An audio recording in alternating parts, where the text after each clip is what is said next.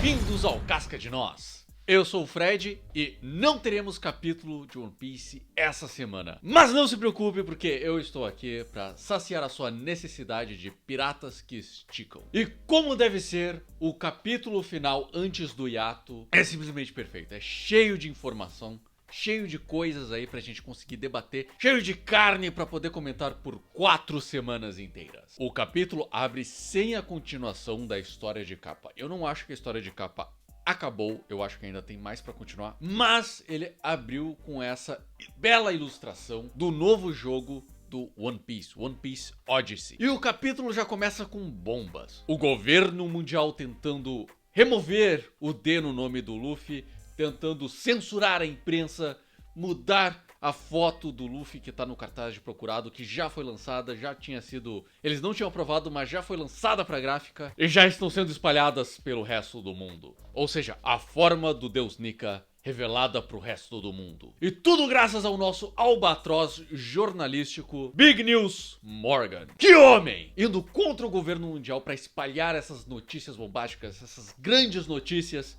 que realmente fazem o jornal vender. O que é engraçado porque a primeira impressão que temos do Morgan é um cara que não tem medo de distorcer a realidade pra fazer uma notícia ser mais bombástica. Inclusive, ele é extremamente corrupto nessa questão do dinheiro pra mudar essas notícias em prol do governo mundial.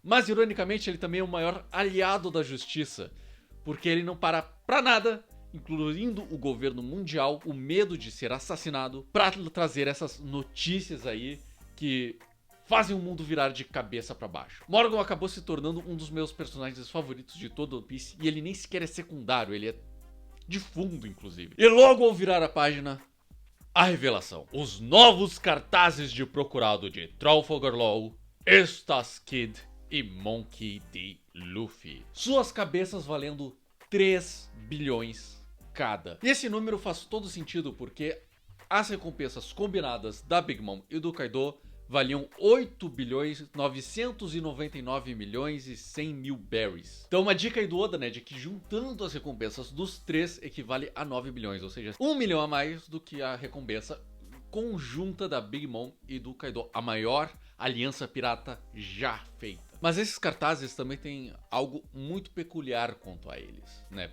Principalmente na parte da semiótica. A foto dos três reflete muito bem a personalidade de cada um deles, a mentalidade de cada um deles. Law com sua espada posicionada para defesa e expressão em sombras, comunicando a natureza defensiva e cuidadosa do Law, tramando planos pelas sombras, além de ter o casaco do Corazon para representar a vontade herdada dele. Kid com um sorriso impiedoso, mostrando o laudo algoz dele, com o punho de metal erguido, mostrando o poder de sua fruta e seu literal punho de ferro. Afinal, ele não é de mudar de ideia tão facilmente, não é mesmo? Não vai conseguir mudar a visão de mundo do cara numa conversa civil, se é que me entende. E finalmente o nosso protagonista Luffy, maravilhoso. Mas tem algo que me incomoda aqui, que é o fato do rosto dele estar encoberto, quase como se estivesse comunicando pra gente que aquele não é o Luffy.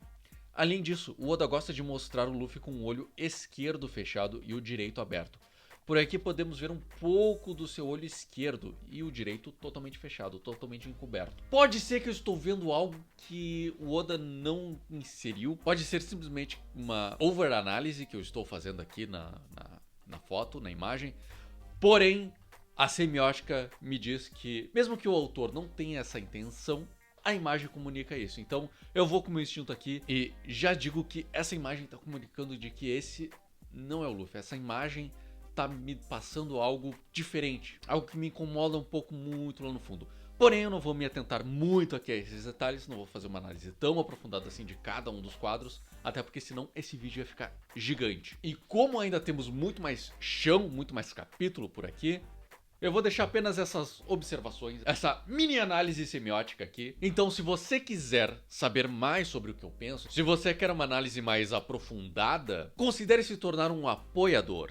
O link tá na descrição, lá você pode encontrar vários temas extras e você pode escolher o tema do próximo vídeo. E tenha certeza de se inscrever aqui no canal para não perder os próximos vídeos, porque vai que eu lance um vídeo de semiótica e One Piece.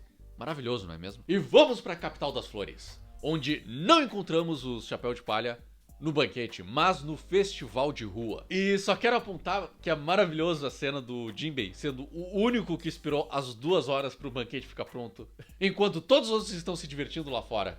Muito honrado do Jinbei fazer isso. Realmente algo que o honrado Cavaleiro do Mar faria. E é exatamente disso que precisávamos. Um capítulo mostrando todos os Chapéu de Palha se divertindo, todos eles festejando a vitória. Inclusive eu queria muito escutar como isso vai ficar no anime, porque eu quero muito ver como é que eles vão adaptar esse duo do Soul King e a Hiyori. O Soul King com o rock, sua guitarra elétrica, e a Hiyori com o seu shamisen, música mais clássica, uma música mais tradicional japonesa. Imagino que deve ser algo muito próximo da banda Wagaki Band, que une os instrumentos tradicionais japoneses com a música rock ocidental. Mas é muito bom ver Yamato finalmente conseguindo aproveitar o festival, o sonho que ela tinha desde criança, que era aproveitar este festival, né? Conseguir ser livre. Ela está aproveitando a sua liberdade pela primeira vez em 20 anos. E enquanto o pessoal aproveita o festival, a Robin faz o que ela faz de melhor. Ela se esgueira no castelo fazendo seu trabalho de arqueóloga, pesquisando e explorando todos os cantos do castelo e achando assim a sala onde o pai do Oden foi aprisionado, onde tem ali um poneglyph. E como o mangá é preto e branco, não dá pra saber se aquele é o Road Poneglyph. Eu acho que não, muito provavelmente não é, porque geralmente eles são mais escuros e tem uma ênfase muito maior. A ênfase aqui foi dada nos bonequinhos criados pelo Sukiyaki. Mas mais importante que essa descoberta dessa sala é a conversa que ela teve com o Tengu. Ou melhor, Kozuki Sukiyaki. Isso mesmo, o ex-shogun de Wano, pai de Oden, avô de Momonosuke, na realidade era o Tengu esse tempo todo. Não foi uma surpresa muito grande, porque o anime já tinha entregado um pouco isso com o seio do Sukiyaki e do Tengu, né, que eram a mesma pessoa. Então não era muito difícil de imaginar que seriam o mesmo personagem. Então quem estava por dentro já da comunidade do One Piece, né, debatendo e teorizando, já tinha uma ideia de que podia ser quase certo de que o Tengu era sim o Sukiyaki, por compartilharem exatamente a mesma voz. Mas mesmo tendo essa surpresa estragada pela comunidade, né, pelas teorias e tudo mais, ainda assim foi bombástico a revelação de que Pluton, a arma ancestral, está em Wano. Ela então não estava em Alabasta, como a Robin tinha dito mesmo. Ela não estava enganando o Crocodile. Ela falou a verdade quando disse que não estava mais ali. O que dá uma chance pro Sukiyaki, já que ele sabe não apenas ler os poneglyphs, como construir eles, né, como escrever nos poneglyphs, dá uma chance aí de redenção pra ele, por ele ter passado esses 20 anos sem conseguir fazer absolutamente nada, apenas vendo o seu país decaindo, permitindo que o Orochi e o Kaido subissem ao poder e destruíssem o país dele. Passando um pouco da história dele, de como ele sobreviveu e da dor e da desonra que ele passou por todos esses anos. Então a honra dele ainda pode ser restaurada graças ao Pluton. Assim como a sua honra pode ser restaurada lendo meu quadrinho autoral Honra! Este vídeo é patrocinado por Honra, um quadrinho que conta a história de Koichirosuke, um samurai que viveu em 1550 e foi escravizado e vendido no Brasil. A HQ digital está disponível na Amazon por apenas R$10, link na descrição. E aí mudamos pra floresta. Eu não tinha reconhecido esse local de primeiro, eu tive que dar umas 2 olhadas antes de conseguir entender que aquilo era o Dom. A terra que antes era um deserto, era desolada, cheia de vida, cheia de árvores e plantas e cogumelos. E tudo isso quase que da noite pro dia, talvez até da noite pro dia. A terra toda reflorestada graças ao poder do novo almirante da marinha, o Vaca Verde. E sim, eu vou chamar de Vaca Verde pelo resto do vídeo, porque é um nome perfeito. Melhor que Green Bull. E é impressionante ver ele derrotar os 2 comandantes que o Zoro e o Sanji tiveram tanta dificuldade de derrotar com tanta facilidade. Né? Ele saiu como se fosse um passeio no parque, vendo o Queen todo seco e o King sendo perfurado pelas raízes dele. Então realmente muito impressionante. Um novo contexto para os personagens mais poderosos do universo de One Piece. E eu gosto muito disso, porque geralmente fãs de anime gostam de escalonar as coisas, né? De dizer que personagem A derrotou C e como o personagem B derrotou A, logo o personagem B é melhor que o C ou é mais poderoso que o C.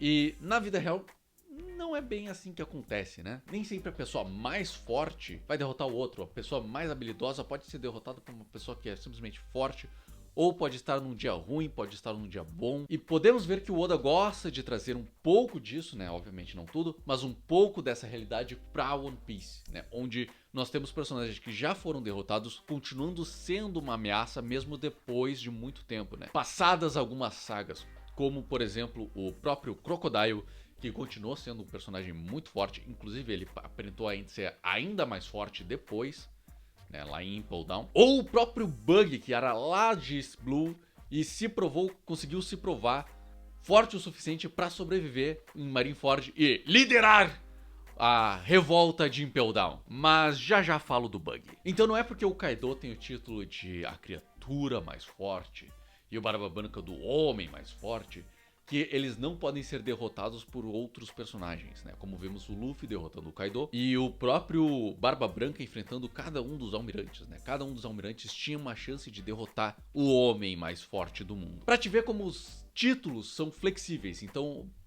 questiona também o próprio título do espadachim mais forte do Mihawk pode ser mais flexível do que a gente acha, não é algo tão escrito em pedra quanto a gente achava. Porém, ao mesmo tempo fica claro que o nível de poder dos almirantes é extremamente alto e que eles são tão poderosos quanto os Yonkous. E, ao meu ver, o Almirante Vaca Verde é muito parecido, muito próximo no seu jeito de ser e de agir quanto ao Vira-Lata Vermelho, mais conhecido como Akainu. Tanto na questão de força, de ser o almirante com o poder mais absurdo, com o poder mais poderoso, com poder mais mortal, quanto na questão de ser implacável. E aqui vem uma pequena teoria minha, nascida da observação, assim como o meu conhecimento de psicologia da cor. Todos sabem que os 3 almirantes originais, né, pelo menos que a gente acompanhou, são as 3 cores primárias: azul, vermelho e amarelo. E os novos almirantes, os 2 novos almirantes, são compostos dessas 3 cores. O azul, que é mais sereno, mais contido,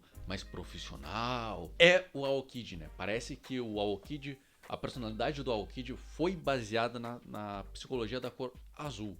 Assim como podemos ver com o Kizaru, que o amarelo traz aquela coisa mais de cautela, de ser alguém mais precavida, né? De fazer movimentos precavidos e de pensar antes de agir. Então ele leva em conta muitas coisas antes de fazer um movimento. Não estou dizendo que todos eles são exatamente igual à cor, né? São exatamente aquilo que a cor diz.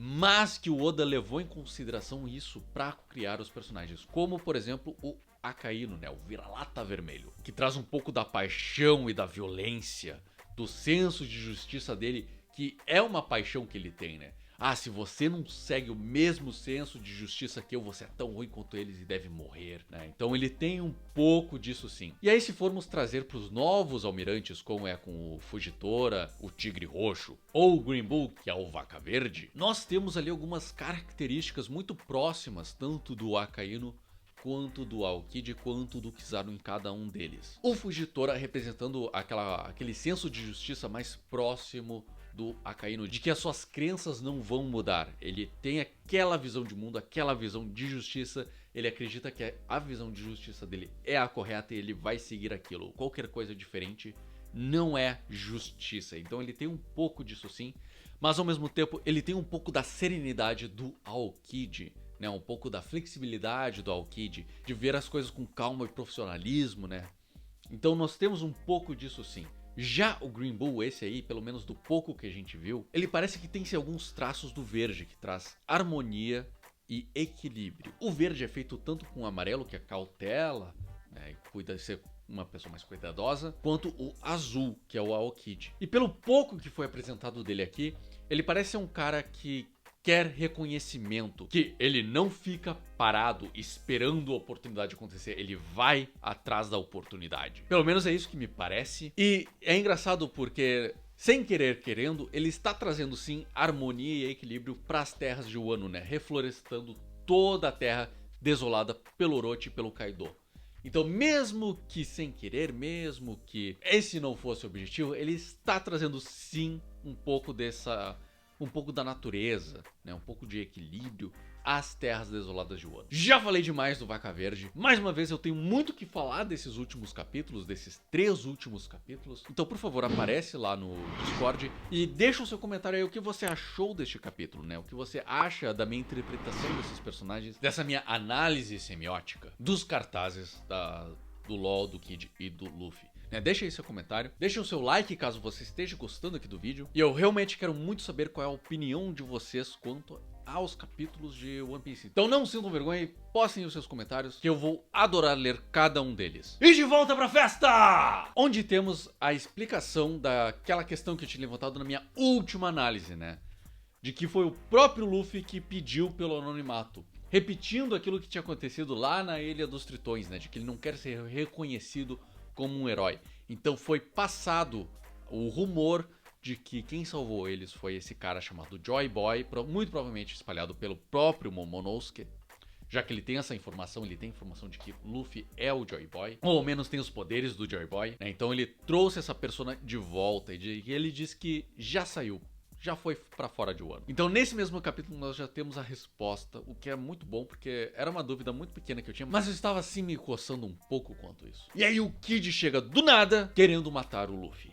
E aí nós descobrimos o porquê. Pois ao derrotar o Luffy, ele poderia ser reconhecido como o novo Imperador do Mar, pois este título está nas mãos do Luffy, do Chapéu de Palha. Do nosso Chapéu de Palha. Isso mesmo! O nosso protagonista agora está no mesmo nível hierárquico que o ruivo Shanks. Assim como o Barba Negra e, é claro, o mais perigoso de todos os piratas. Aquele que sucedeu o Doflamingo na venda de armas e no mercado negro. Buggy, o palhaço. Só isso já faz o One Piece merecer os 10 de 10. 10 cascas de nozes aí pra One Piece. Só pelo fato do Buggy ser um novo Imperador do Mar, ser um novo Yonkou. Tem muito mais coisas que eu queria falar, que eu gostaria de falar, mas o Bruto aqui já está com 35 minutos, então provavelmente esse vídeo está longo demais.